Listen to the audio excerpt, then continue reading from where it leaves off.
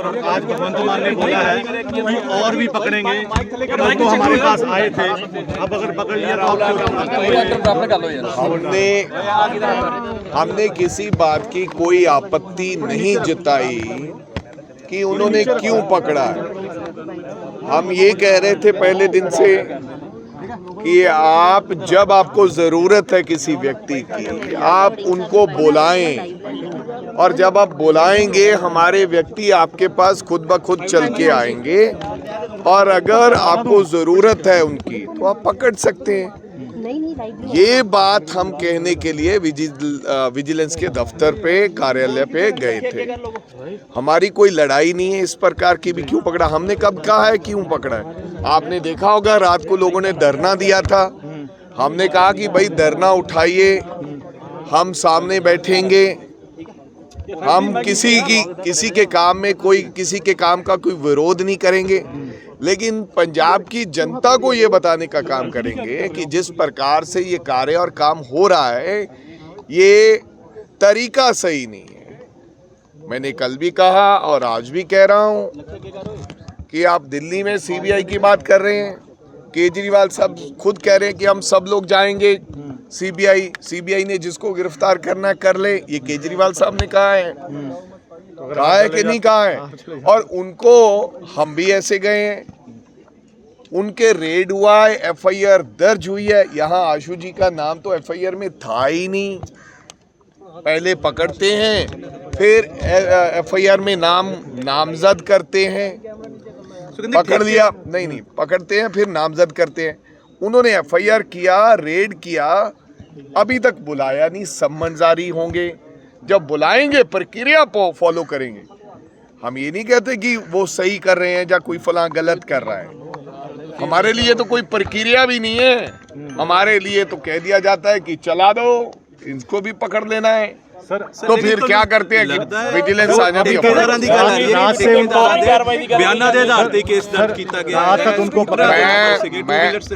मैं थानू बेनती करनी चाहना है और मैं थानू विस्तार पूर्वक ये दस दिया। पहली गल, किसी दे बयाना दे आधार ते अगर कोई व्यक्ति खड़ा होके ये नया रीति रिवाज ना पाइए कि फलां बंदे ने बयान दिता है, फलां बंदे ने बयान दिता है कि फलां बंदे नूं मैं पैसे दिते, तुसी पर्चा दर्ज करता कोई भी व्यक्ति, फिर मैं कह देना कि फलां व्यक्ति नूं अज मैं जी न्यूज़ वाला मेरे तो पैसे ले गया। नहीं, मैं वैसे एक उदाहरण दे रहे हैं, फिर ਉਹਦੇ ਤੇ पर्चा दर्ज हो जाएगा। इस तरह का तौर तरीका ਜਿਹੜਾ है ठीक नहीं है। ਜਿਹੜੇ ਤੁਸੀਂ ਬਿੱਟੂ ਜੀ ਦੇ सुन लो, स्कूटर ਦੇ नंबर की गल की है यार, ये कोई फॉर्डर स्कैम नहीं है।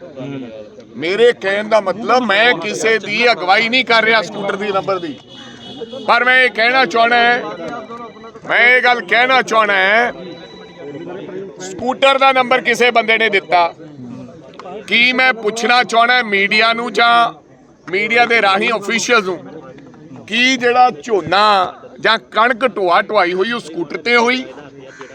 कहंदे 100 बोरी। मैं कह रहा कि स्कूटर ते बोरी ढोई के कार के मोटरसाइकिल ते ढोई।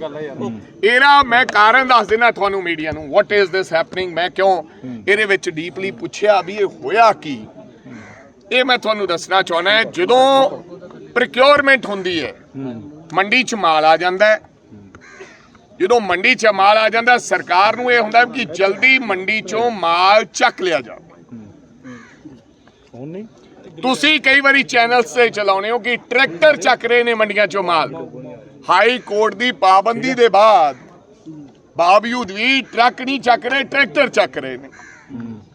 ये तुसी कहने हो, आप तुसी पंजाब दे बहुत सारे जिहड़े ट्रैक्टर है उन्हां दे नंबर नहीं है, क्योंकि बहुत पुराना 50,000 का टुटिया ट्रैक्टर हुंदा, किते ट्राली हुंदी है। मैं किसी ने पूछा भी ये होया क्यों, जिहड़ा गेट पास कटना है, वो गेट पास एक इंस्पैक्टर ने थल्लड़े, पता नहीं इंस्पैक्टर या कोई होर लैवल का बंदा जिहड़ा मंडी च मौजूद हुंदा है, वो गेट पास कटदा है। और कई बारी हुंदा है कि जिहड़ा कंट्रैक्ट बेसिस ते, क्योंकि ਮੰਡੀਆਂ ਜ਼ਿਆਦੇ ਹੁੰਦੀਆਂ, ਸਟਾਫ ਉਹਨਾਂ ਘੱਟ ਹੈ। ਇੱਕ ਵਿਅਕਤੀ ਕੋਲੇ 15 ਮੰਡੀਆਂ ਕਹਿ ਦਿੰਦੇ ਆ, ਮੰਡੀਆਂ ਉਨੀਆਂ ਉਹ ਪਹੁੰਚ ਨਹੀਂ ਕਰ ਸਕਦਾ, ਤਾਂ ਕੰਟਰੈਕਟ ਬੇਸਿਸ ਤੇ ਡਿਪਾਰਟਮੈਂਟ ਅੱਡ ਡਿਪਾਰਟਮੈਂਟ ਡੇਢ 2 ਮਹੀਨਿਆਂ ਵਾਸਤੇ ਬੰਦੇ ਰੱਖ ਲੈਂਦਾ।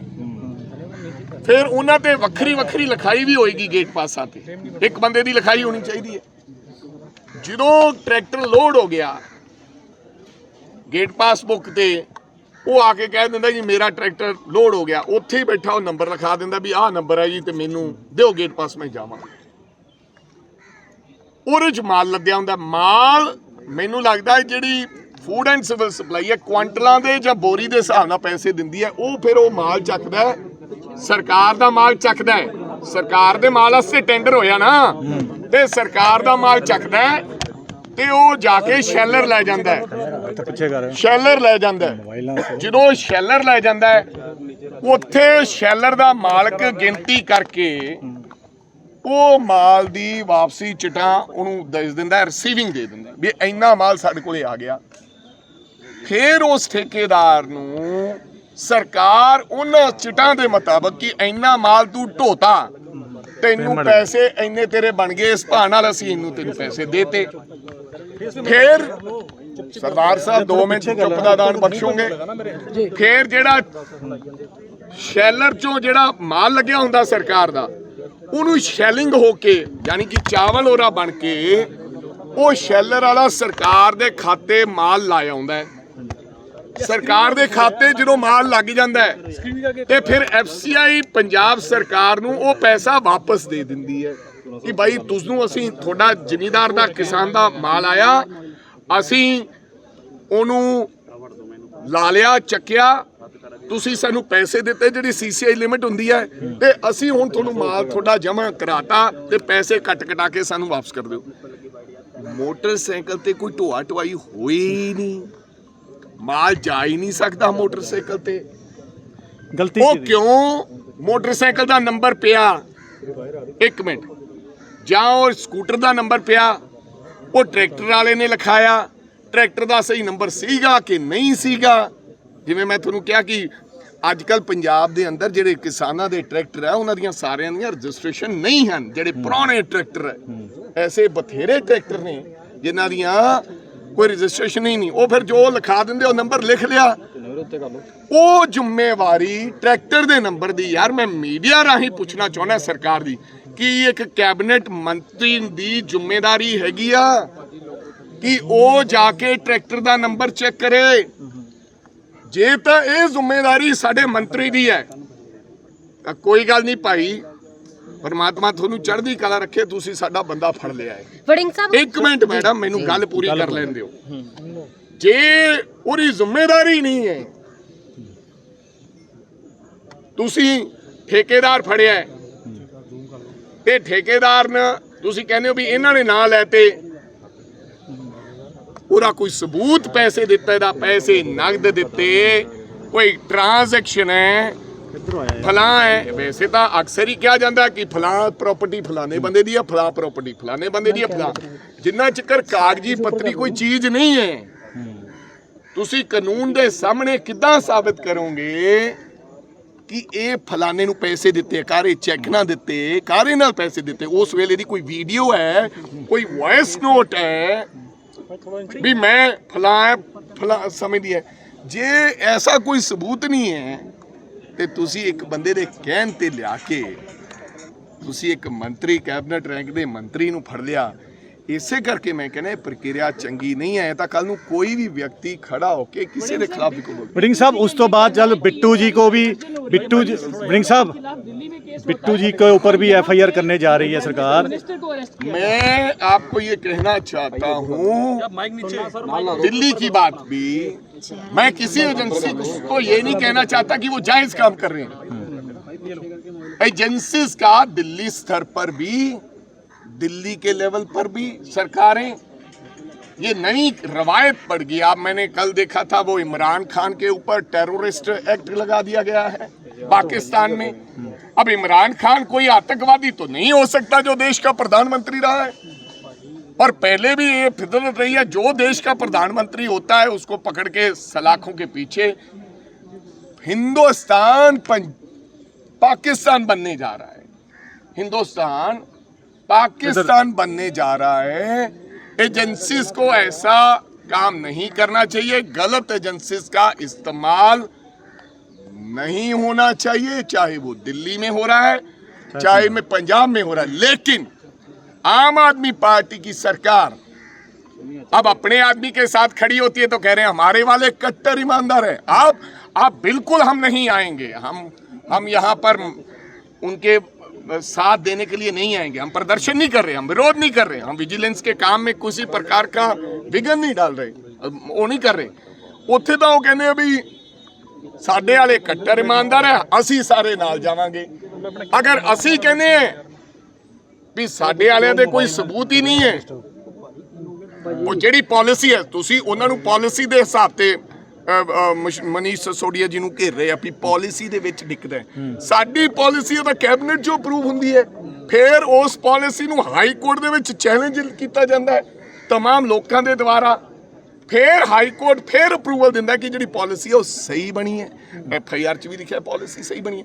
ਮੰਤਰੀ ਨੇ ਪਾਲਿਸੀ ਬਣਾਉਣੀ ਹੈ ਕਿ ਮੰਤਰੀ ਨੇ ਮੰਡੀ 'ਚੋਂ ਮਾਲ ਸਕੂਟਰ ਤੇ ਢੋਣਾ ਹੈ ਜਾਂ ਕਾਰ ਤੇ ਢੋਣਾ, ਇਹ ਮੰਤਰੀ ਦਾ ਕੰਮ ਨਹੀਂ। ਫਿਰ ਤਾਂ ਇੱਕ ਪ੍ਰਕਿਰਿਆ ਥੱਲੇ ਲੈ ਕੇ ਸਾਰਾ 200 ਬੰਦਾ ਲਿਆਓ। राजा साहब कल बिट्टू जी ने जिस तरह रोका, 200 ਬੰਦਾ बिट्टू जी के ऊपर भी कार्रवाई करने जा रही है। तद 3 लेयर ਦੀ ਬੈਰੀਕੇਡਿੰਗ ਕਰ ਦਿੱਤੀ ਜਾਂਦੀ ਹੈ। ਉਸ ਤੋਂ ਬਾਅਦ ਸਰ ਕੱਲ ਬਿੱਟੂ ਜੀ ਨੇ ਰੋਕਾ, ਬਿੱਟੂ ਜੀ ਦੇ ਉੱਪਰ ਗੱਲ ਕਹੀ ਗਈ ਹੈ ਕਿ ਉਹ ਖਿੱਚ ਥਰੂ ਕਰਨਾ ਚਾਹੁੰਦੇ ਸੀਗੇ, ਬਸ ਉਹਨਾਂ ਦਾ ਇਹ ਹੈ ਕਿ ਚੱਕ ਕੇ ਲੈ ਜਾਓ। ਇਹਦੇ ਪਿੱਛੇ ਕੀ ਉਹਨਾਂ ਦਾ ਤੁਸੀਂ ਮੋਟਿਵ ਦੇਖੋ ਰੋਲ ਕੀ ਦਿਖਾਉਣਾ, ਦੇਖੋ ਤਾਕਤ ਕਿਸੇ ਵਿਅਕਤੀ ਨੂੰ ਦਿਖਾਉਣਾ, ਇਹਨੂੰ ਵਾਲ ਕੱਟਦੇ ਨੂੰ ਫੜ ਲਿਆ ਜਾਂ ਜਾਣ ਬੁੱਝ ਕੇ ਘਰ ਦੀ ਤਲਾਸ਼ੀ ਲੈਣੀ, ਘਰ ਦੀਆਂ ਜਵਾਕੜੀਆਂ ਨਿੱਕੀਆਂ ਨਿੱਕੀਆਂ ਕੁੜੀਆਂ 18-20 ਸਾਲ ਦੀਆਂ ਦੇ ਉਹਦੇ ਕੱਪੜੇ ਫਰੋਲਣੇ, ਕੱਪੜੇ ਫਰੋਲ ਕੇ ਹਰ ਧੀ ਭੈਣ ਦੀ ਮਾਂ ਦੀ ਇੱਜ਼ਤ ਦਾ ਮਸਲਾ ਹੁੰਦਾ ਹੈ। ਜਦੋਂ ਤੁਹਾਡੀ ਕਬੜ ਕੋਈ ਫਰੋਲ ਲੇ ਤੇ ਤੁਹਾਡੇ ਬੱਚੀਆਂ ਦੇ ਕੱਪੜੇ ਕੱਢ ਕੇ ਬਾਹਰ ਸੁੱਟੇ ਜਾਣ, ਇਹ ਚਾਹੇ ਕੋਈ ਵਿਅਕਤੀ ਹੈ, ਚਾਹੇ ਕਿਸੇ ਪਾਰਟੀ ਦਾ, ਚਾਹੇ ਗਰੀਬ ਹੈ, ਚਾਹੇ ਅਮੀਰ ਹੈ, ਇਹ ਕਿਸੇ ਨੂੰ ਅਧਿਕਾਰ ਨਹੀਂ ਹੈ। ਤੇ ਫਿਰ ਉਹਨਾਂ ਨਿੱਕੀਆਂ ਬੱਚੀਆਂ ਦੇ ਕੱਪੜੇ ਫਰੋਲਣ ਦੇ ਬਾਅਦ ਧੀਆਂ ਧਿਆਣੀਆਂ ਸਭ ਦੀਆਂ ਇੱਕ ਹੈ, ਮਾਵਾਂ ਭੈਣਾਂ ਸਭ ਦੀਆਂ ਇੱਕ ਹੈ। ਘਰ ਵਾਲੀਆਂ ਭਾਵੇਂ ਦੁਸ਼ਮਣ ਦੀ ਵੀ ਭੈਣ ਘਰ ਵਾਲੀ ਹੋਵੇ, ਉਹ ਸਾਡੀ ਭੈਣ ਲੱਗਦੀ ਹੈ। ਵਿਜੀਲੈਂਸ ਦੇ ਕਰਮਚਾਰੀ 15 ਬੰਦੇ ਅੰਦਰ ਵੜ ਕੇ ਕੱਪੜੇ, ਸਾੜੀਆਂ, ਹੋਰ ਐਸੀਆਂ ਚੀਜ਼ਾਂ ਜਿਹੜੀਆਂ ਸ਼ਰਮਸਾਰ ਹੁੰਦੀਆਂ, ਸਾਡੀਆਂ ਇੱਜ਼ਤ ਦੀਆਂ ਹੁੰਦੀਆਂ, ਉਹ ਫਰੋਲ ਕੇ ਸਿੱਟੇ ਜਾਣੇ ਕੋਈ ਚੰਗੀ ਗੱਲ ਨਹੀਂ ਹੈ। ਤੇ ਇਹ ਸਭ ਕਰਨ ਦੇ ਬਾਵਜੂਦ ਤੁਹਾਨੂੰ 1 ਰੁਪਿਆ ਨਾ ਮਿਲਿਆ ਹੋਵੇ, ਇਹ ਤੁਹਾਡੀ ਮਰਜ਼ੀ ਹੈ, ਕੋਈ ਗੱਲ ਨਹੀਂ। पर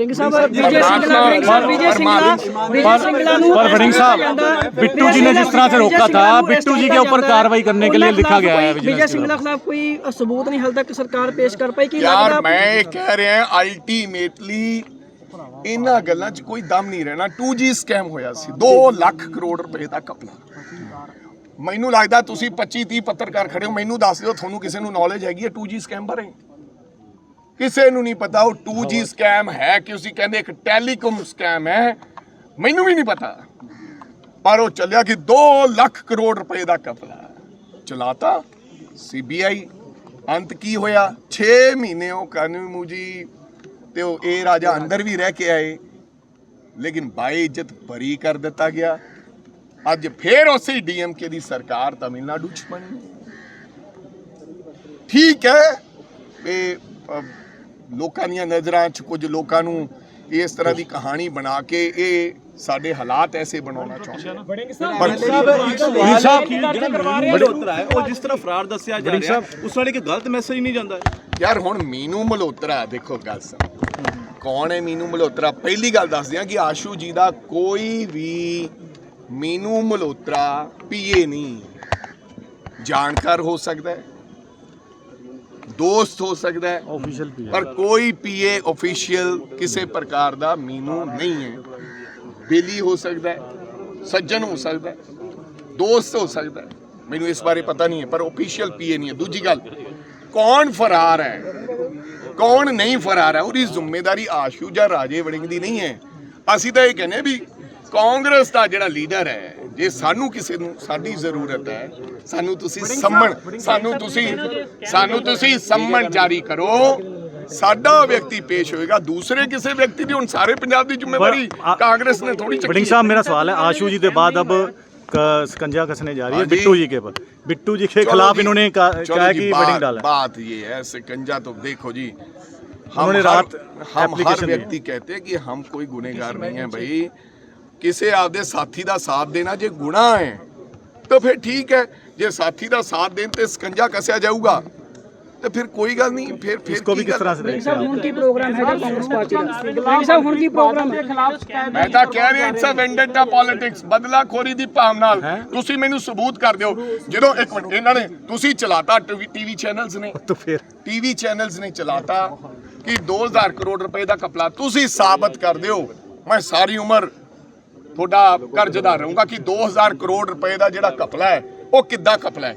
ਤੁਹਾਨੂੰ ਮੈਂ ਆਖਿਆ ਕਿ ਮਾਲ ਗਿਆ ਹੀ ਨਹੀਂ, ਮਾਲ ਗਿਆ ਇੱਥੇ ਤਾਂ ਹੁੰਦਾ ਵੀ ਗੇੜੇ ਲਾ ਲੇ ਜੀ, ਸਕੂਟਰ ਦੇ ਨੰਬਰ ਤੇ ਗੇੜੇ ਕੱਢੀ ਗਿਆ ਤੇ ਪੈਸੇ ਲੈ ਗਿਆ। ਵੀ ਇੰਨਾ ਮਾਲ ਸਕੂਟਰ ਦੇ ਨੰਬਰ ਤੇ ਭੇਜਤਾ, 500 ਬੋਰੀ ਗਈ, ਸਕੂਟਰ ਦਾ ਨੰਬਰ ਸੀ, ਉਹਦੇ ਚ ਮਾਲ ਹੀ ਹੈ ਨਹੀਂ ਸੀ ਤੇ ਮੁਫਤ ਚ ਪੇਮੈਂਟ ਕਰਾ ਲਈ। ਐਸੀ ਕੋਈ ਗੱਲ ਹੀ ਨਹੀਂ ਹੈ।